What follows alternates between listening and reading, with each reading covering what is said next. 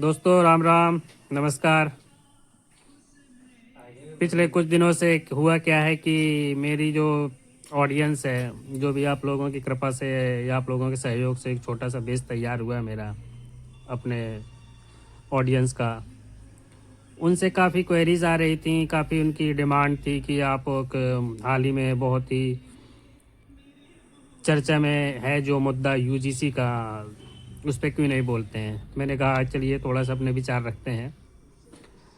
UGC है कि university grant commission, विश्वविद्यालय अनुदान आयोग, देश भर में संस्थागत, प्राइवेट, निजी, सरकारी जो भी यूनिवर्सिटियां हैं, विश्वविद्यालय हैं, उनमें छात्रों के लिए एक कानून था कि किसी के साथ भी जाति के आधार पे, धर्म के आधार पे, भाषा के आधार पे, लिंग के आधार पे किसी तरह का भेदभाव ना हो। उसमें क्या था कि एससी, एसटी, माइनॉरिटी, इनके लिए कानून था कि अगर ओबीसी और सवर्ण समाज के द्वारा उनका जाति उत्पीड़न, जिसे बोलते हैं कास्ट डिस्क्रिमिनेशन, ना हो, इसके लिए उन्हें एक सुरक्षा कवच प्रदान किया गया था। बट ये भी था कि अगर उनके द्वारा कोई झूठी शिकायत पाई गई तो उसमें भी सज़ा का प्रावधान उनके लिए भी था, ताकि इसका दुरुपयोग ना हो। इसमें लोग अपनी व्यक्तिगत बुराई के आधार पे उसको मोहरा ना बनाए, किसी को जानबूझकर उसमें फंसाए नहीं, ताकि अगर ऐसा होगा, उसका मिसयूज होगा, तो जिस पे आरोप थोपा जाएगा उसकी पढ़ाई डिस्टर्ब होगी और वो मानसिक रूप से उसका शिकार हो सकता है। तो उसमें एक सुरक्षा कवच दिया गया था कि आप इसका मिसयूज नहीं कर सकते हैं। अगर आपकी शिकायत गलत पाई गई तो आपके खिलाफ भी कार्रवाई होगी। और इसमें हुआ क्या, छेड़छाड़ क्या हो गई कि 13 जनवरी 2026 को अभी हाल ही में यूनिवर्सिटी द्वारा एक लॉ बनाया गया। और यूनिवर्सिटी ने किस बेस पे बनाया, इसके भी थोड़ी अगर संक्षेप में इसमें भी जाएं तो जो हाल के दिनों में या पीछे एक रोहित वेमुला वाला केस हुआ था, तो उसमें सुप्रीम कोर्ट द्वारा यूजीसी को ये कहा गया था कि आप इस पर कोई कानून बनाइए कि ऐसे ये घटनाएं, इनको हम रोक सकें। तो यूनिवर्सिटी का निर्देश था, यूनिवर्सिटी को निर्देश था सुप्रीम कोर्ट के द्वारा, किसको आप और सशक्त करें ताकि पीड़ित को भी न्याय मिल सके और किसी के साथ गलत ना हो, ऐसे और करिए। यूनिवर्सिटी ने उसमें संशोधन किया, और संशोधन किया तो उसमें क्या था कि एससी, एसटी और माइनॉरिटी के साथ में इन्होंने ओबीसी को डाल दिया। ओबीसी एक बहुत बड़ा तबका है। ओबीसी मेरी नज़र में अगर देखें तो ओबीसी की जो आबादी है देश में 50% के ऊपर ही है, और देश भर में कम से कम, अब एक्यूरेट तो मैं नहीं कह सकता, लेकिन मोटा मोटी अगर मान के चले तो 5,000 के आसपास जातियां पूरे देश में हैं, एससी और ओबीसी में। एससी, एसटी अलग, माइनॉरिटी अलग। तो इसके साथ साथ जो हुआ, तो उन्होंने ओबीसी को डाल दिया और इसमें वो क्लॉज हटा दिया कि अगर शिकायतकर्ता की शिकायत गलत पाई गई तो उसके खिलाफ भी सजा होगी। ये क्लॉज हटा दिया यूजीसी ने। अब इसमें सवर्ण समाज को ये बात खटकी, जो कि जायज भी है, कि भाई आपने पूरे तबके को एक तरफ कर दिया, सवर्ण समाज को एक तरफ कर दिया, तो क्या सवर्ण समाज ही उनके साथ जाति भेदभाव करता है? क्या सवर्ण समाज के साथ जाति भेदभाव नहीं होता? मैंने देखा है, आपने भी देखा होगा, बहुत होता है। जात के नाम पे, भाषा के नाम पे होता है। ये देश में जाति सच्चाई अपने देश की कड़वी सच्चाई है। देश में जाति चरम पर है। लोग जाति के नाम पे, यहाँ पे प्रधानी का चुनाव होता है, मेंबरी का होता है, जिला पंचायत, विधायकी, सांसदी, मंत्रालय भी जाति देख कर दिए जाते हैं। देश में जाति की सच्चाई बहुत ही कड़वी है, इसे स्वीकार करना पड़ेगा। तो ये क्या गारंटी है, वो क्लॉज हटाने पे यूजीसी ने क्या सोचा कि सिर्फ सवर्ण ही इन सब जातियों के साथ जाति भेदभाव करते हैं। और यूजीसी ने वो सुरक्षा क्यों नहीं दी सवर्ण समाज को जो पहले 2012 के नियम में थी कि उनकी शिकायत अगर झूठी पाई गई तो वो भी सजा के हकदार होंगे। वो क्लॉज हटाने से तो उन्हें फ्रीडम मिल गई ना, आज़ादी मिल गई कि किसी के खिलाफ भी आरोप लगाओ, हमें तो कुछ होना नहीं है। और फिर दूसरी चीज़ उन्होंने ये कही कि आपके आरोप लगाने के बाद 24 घंटे के अंदर इस पे एक्शन लेना होगा और 15 दिन के अंदर अंदर एक जो कमेटी बनेगी वो उस पे एक्शन लेगी। और कमेटी में भी छेड़छाड़ हो गई। जो 10 सदस्यीय कमेटी होगी उसमें कहीं पे भी ये नहीं मेंशन है कि इसमें सवर्ण समाज का प्रतिनिधित्व होगा। कुछ जानकार लोग कह रहे हैं कि ये तो नहीं लिखा कि नहीं होगा। तो भाई साहब, नहीं होगा तो समझ में आता है कि आपने अपना पक्ष रख दिया। हम मान गए कि ये लिखा है कि नहीं होगा, ये भी नहीं लिखा है कि नहीं होगा, लेकिन आप ये तो बताइए कि ये कहाँ लिखा है कि होगा। एससी का मेंबर होगा ये मैंडेटरी है, ओबीसी का होगा मैंडेटरी है, एसटी का होगा मैंडेटरी है, 3 प्रोफेसर होंगे वो भी मैंडेटरी है, 2 यूनिवर्सिटी के छात्र होंगे वो भी मैंडेटरी है, अनिवार्य है। सामान्य वर्ग के लिए वो लाइन लिखने में यूजीसी को क्या दिक्कत थी? कुछ बुद्धिजीवी कह रहे हैं, मेरे मित्र हैं, कुछ मेरे जानकार हैं, वो इस बात को लेके काफ़ी तर्क देते हैं कि ये कहाँ लिखा है कि सवर्ण समाज का प्रतिनिधित्व नहीं होगा। तो मेरा उनसे छोटा सा सवाल है अपना समझ के कि साहब इसमें ये कहाँ लिखा है कि होगा? अगर सबके लिए आपने अनिवार्य शब्द लिखा है तो सवर्ण समाज के साथ दिक्कत ही क्या थी? एक छोटी सी लाइन उसमें भी डाल देते, ये हंगामा ही न होता। दूसरी चीज, आपका जो वो क्लॉज है जिसके आपने छेड़छाड़ की कि शिकायतकर्ता की शिकायत झूठी पाई जाने पर उस पर किसी प्रकार की कोई कार्रवाई नहीं होगी। आपके लिए ये छोटी सी बात होगी, आप सोच के देखिए, अगर किसी पे झूठी एफआईआर हो गई, झूठी शिकायत हो गई और 15 दिन तक तो वो उस कमेटी को फेस करेगा, मेंटली स्ट्रेस में रहेगा, पढ़ाई डिस्टर्ब होगी, और उसके बाद भी उस पर शिकायत झूठी पाई गई, शिकायतकर्ता व्यक्ति की सेहत पे कोई फर्क ही नहीं है, वो तो फ्री है। मिस यूज हुआ ना। अगर संविधान के आर्टिकल अनुच्छेद 14 को देखें, उसमें समानता का अधिकार दिया गया है, तो ये कंट्रोवर्सी हो गई ना इस नियम के साथ और संविधान के आर्टिकल 14 के साथ। आप क्या करना चाहते हैं इस नियम के साथ? मैसेज क्या है आपका? समाज को आप पहले हिंदू मुस्लिम के आधार पे बांटो, अब जातियों के आधार पे बांटो। तो समाज के मेरे बुद्धिजीवियों से एक छोटा सा निवेदन, मेरी छोटी सी सलाह है, कृपया करके ये देश एक गुलदस्ता है, विभिन्न प्रकार की जातियां, भाषाएं इसमें समाहित हैं। इन्हें प्लीज़ कृपया करके हाथ जोड़ के निवेदन है, ऐसे कानून बनाने वालों से कि इस गुलदस्ते का दुरुपयोग मत कीजिए। हम 2047 तक विकसित भारत की बात करते हैं।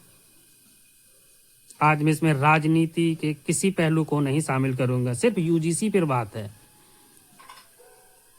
तो वो 2047 तक विकसित भारत का सपना हमें आप जातियों में बांट करके तो कतई नहीं होने वाला। मैं फिर से सभी से, उन बुद्धिजीवियों से, अगर मेरी आवाज़ पहुँचे कि जिन्होंने भी इसको ड्राफ्ट किया तो ज़रा इस पे विचार करें। और ये देश की सच्चाई रही है। मैं भी एक गांव से हूँ, हम साथ में क्रिकेट खेले हैं, स्कूलों में साथ में पढ़े, एक दूसरे का टिफिन हमने शेयर किया है। आज भी ऑफिसों में, कॉलेजों में, क्रिकेट के मैदानों में लोग वहाँ जाति नहीं पूछते हैं, धर्म नहीं पूछते हैं, दोस्ती का हाथ बढ़ाते हैं अपना समझ के।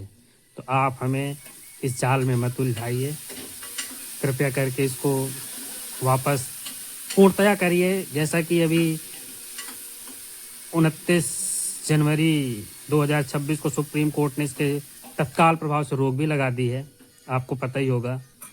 सुप्रीम कोर्ट में ये केस आधे घंटे भी नहीं टिक पाया। इसकी कमियां इसी से पता चलती हैं कि सुप्रीम कोर्ट में आधे घंटे नहीं टिका ये केस, और अगली सुनवाई 19 मार्च को है, जो कि इस पे मचे बवाल के बीच में 2 दिन पहले अभी हमारे शिक्षा मंत्री धर्मेंद्र प्रधान जी का बयान आया था कि किसी को भी नियम का दुरुपयोग नहीं करना दिया जाएगा। तो धर्मेंद्र प्रधान जी साहब, शिक्षा मंत्री से मेरा निवेदन है कि आप जीवन भर तो शिक्षा मंत्री रहेंगे नहीं, एक बार आपने कानून बना दिया तो आप क्या गारंटी है कि इसका दुरुपयोग नहीं होगा? क्या SC/ST का दुरुपयोग नहीं होता, जिसके 90% केस निजी मतभेद के आधार पर लगाए जाते हैं? जो आपने दहेज उत्पीड़न का केस, ये दहेज उत्पीड़न का जो कानून बनाया उसका मिस यूज नहीं होता, दुरुपयोग नहीं होता? जो अच्छा खासा नियम बना था, आपको ने पता नहीं छेड़छाड़ की ऐसी क्या आन बढ़ी। आपने एक छोटा सा नियम बनाने के चक्कर में संविधान के आर्टिकल 14 का उल्लंघन कर दिया, ताक में रख दिया संविधान को। दूसरी तरफ आप कहते हैं कि हम बाबा साहब अम्बेडकर के संविधानों का द्वारा बनाए गए संविधान का पालन करते हैं, देश उसी के आधार पे चलेगा। बिल्कुल चलेगा, देश संविधान से चलेगा, ये हम भी कहते हैं, पूरा देश मानता है।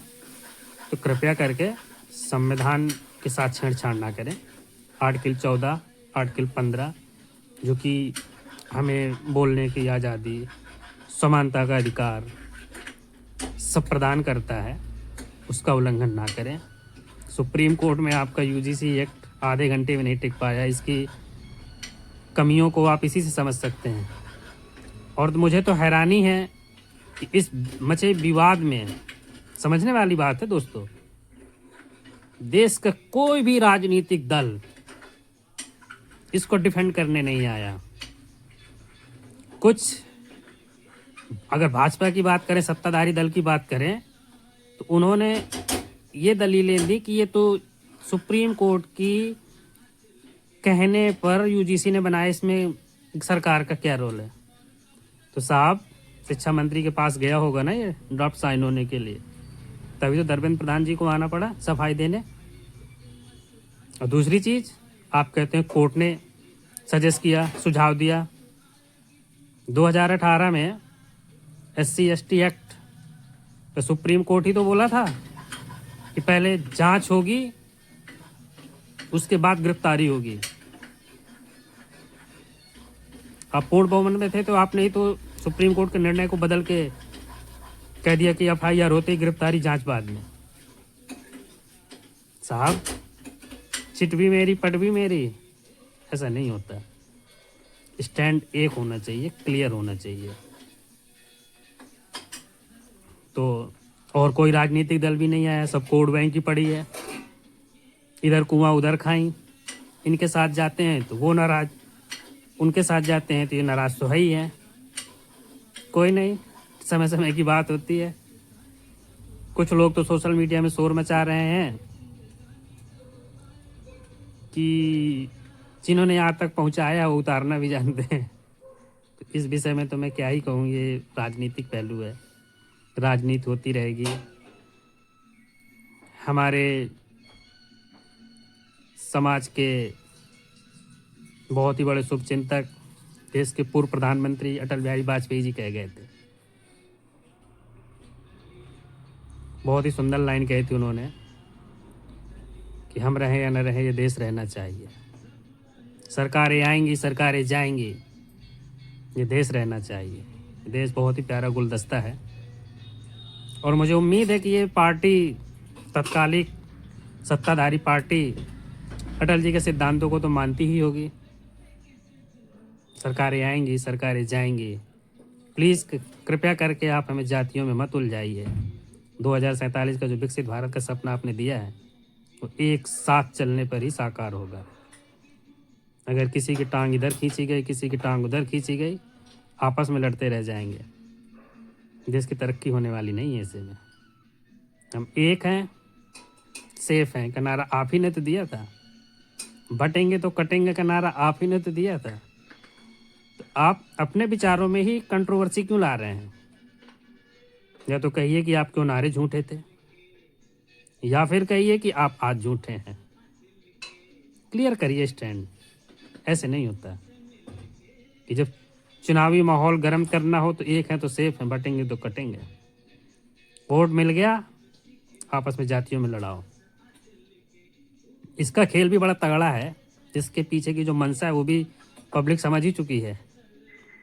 कृपया करके यूजीसी जैसे कानूनों को इस देश की ज़रूरत नहीं है। मैं बहुत विनम्र निवेदन करता हूँ ऐसे कानून बनाने वाले लोगों से, मत बनाइए प्लीज़। कृपया करके इस गुलदस्ते को मत बिखेरिए। बहुत ही प्यारा गुलदस्ता है। एक साथ चलेंगे 2047 तक विकसित भारत की वो सपने जो साकार होने पर हम विश्व में परचम लहराएंगे, वो ज़्यादा दूर नहीं है। अगर आप टांग खींचने पे लग गए तो कहीं ऐसा ना हो जाए कि जब अंग्रेज जिस मानसिकता के साथ आए थे और हमें इन्हीं बातों पे उलझा के उन्होंने 200 साल राज कर लिया। इन सब चीज़ों पे फोकस करिए। बुद्धिजीवियों से निवेदन है, ऐसी चीज़ों पे ध्यान न दें। हम यूनिवर्सिटी में, कॉलेजों में पढ़ने जाते हैं ना तो जाति नहीं पूछते, धर्म नहीं पूछते हैं, हम वहाँ ज्ञानार्जन करने जाते हैं। तो ये मेरे यूजीसी पर छोटे से विचार थे। किसी को ठेस पहुंचाना, किसी की भावनाओं को आहत करना मेरा मकसद नहीं है। जस्ट अपनी बात रखना मेरा उद्देश्य है। किसी पे मैंने टिप्पणी न कर की है। अगर जाने अनजाने में कोई शब्द निकल गया हो तो उसको प्लीज़ कृपया करके मत पकड़ें। उद्देश्य है कि इस गुलदस्ते को मत बिखेरें, हम जातियों पे मत उलझें। एक हैं, आगे तक जाएंगे, अच्छे हैं, मिलकर के देश की तरक्की में योगदान करते हैं। जय हिंद, जय भारत, राम राम।